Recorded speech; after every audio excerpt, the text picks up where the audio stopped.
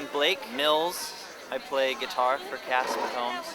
This is our first date tonight in Chicago at the Hideout, and my first time playing some of Cass's gear. He's got a Princeton Reverb, a solar face Princeton Reverb that somebody has deconstructed and put into a head and cabinet configuration. The Princeton, it's the smallest amp Fender was making, or aside from the Champ, it's the smallest amp that has reverb that Fender ever made.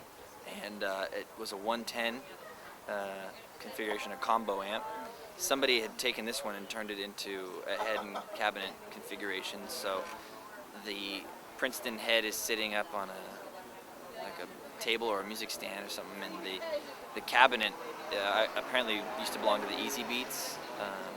Cass picked it up somewhere. I think it's a 110, so it was a lot of work for nothing, basically, that somebody went through to take it apart. The only reason I could think of would be to get a particular sound out of the Princeton, but to drive a larger cabinet, you know, and perhaps you wanted to not have to lug around the combo amp, you know, every night. I'd much rather just have the combo than lugging in two pieces. The reverb in it is broken, so it just pretty much leaves the Princeton. It's kind of a bare bones setup, I guess, just kind of using what Cass had left. You don't want to bring out a bunch of stuff. You want to bring out stuff that's reliable and that works. It's probably a 35-year-old amp, maybe almost 40 years old, and it's still working. It still sounds great, if not better than it did 30 years ago. So it's reliable, but as with anything with movable parts, stuff breaks when it's driving around in the van.